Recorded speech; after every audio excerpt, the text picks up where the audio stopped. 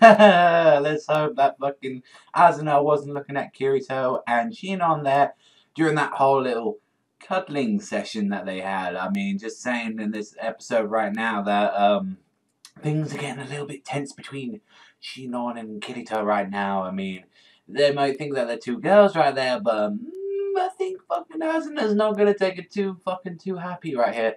And so this episode is still like come to deal with the grief of like last week's episode. Like Shinon's like asking Kirito, you know, how do you overcome it? Like, how do you actually get over this? And he's saying like, oh, like I still haven't even overcome it. I mean, only recently if I start thinking about this theory, and it's like every time I fall asleep, I keep dreaming of those 3 men that I kill. And there's some very interesting stuff that we found out about Death Gun in this episode, like finding out that there's some conditions that must be met for actually Death Gun to kill. Like, you know how he always does the cross and stuff like that, how he always has to do the slow preparation, maybe like saying like, oh, he's looking at a watch or something like that.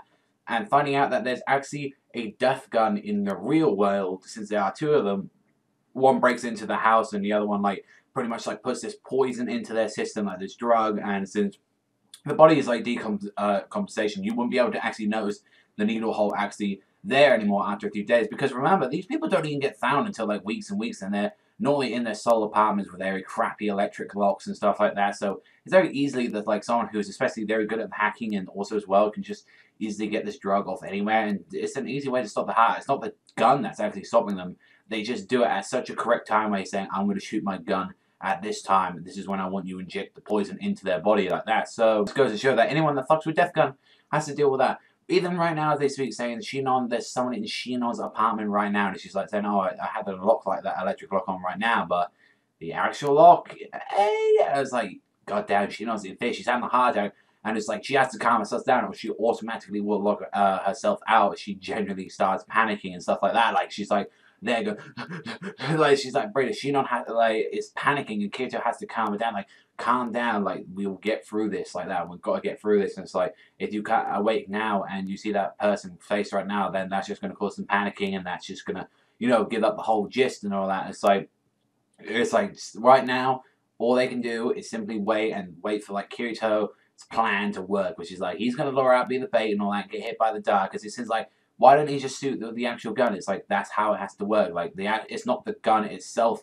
that kills. It's got to be, he sets up the rifles, so once the rifles got hit, there's going to be some preparation time. Then the other person comes in, gets into the room, and that's why he does all that stuff and, you know, pretty much goes to all the craziness of, like, actually killing this person to set up this, like, freaking urban myth about Death Gun. Not gonna lie, they really did heavily focus on Asuna in this episode as well, so you know that her and everyone is up to date about the whole Death Gun situation. The guy that pretty much asked Kirito to do this in the first place is there trying to explain it to him, and pretty much Asuna is even gonna go to Kirito's body in the real world and protect it, because not gonna lie, if it's just that nurse on her own, like who knows, like maybe like we might have Kirito, like who knows, there might be more than one Death Gun. Maybe like there was some people from all of Laughing Coffin. The nurse bitch could be someone from Laughing Coffin for all we know. I don't trust anyone there. Like, I think if anyone wants to be with Kirito, then it should be Asuna, the most trusted person probably we know. Either that or Letha, but I don't trust Letha with the fucking body. Who knows what Sugu will do to good old Oni-chan's body when in a comatose state, I'm just saying.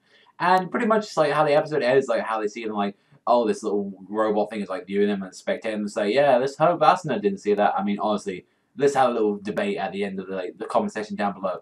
Asuna or Sinon? Who is the best girl in SAO? I mean, we're not going to conclude that. I mean, if we're talking body types, then Sugu just blows it up by massive proportions. I'm just saying, but I'm saying like Asuna versus Sinon. Let me know your favorite waifu in the comment section down below. But it was a fun episode. It was actually a pretty solid episode. I'm gonna give this one a 7 out of 10. Like it just ends with like guessing who this guy's name might be, Sternsburn, and pretty much the plan now being activated. Like a lot of planning, which I like, a lot of strategy being incorporated into SAO. But yeah, it was a solid episode. But let me know what you think in the comment section down below. But that's all for me. I want to thank you very much for watching. As always, remember, I'll see you guys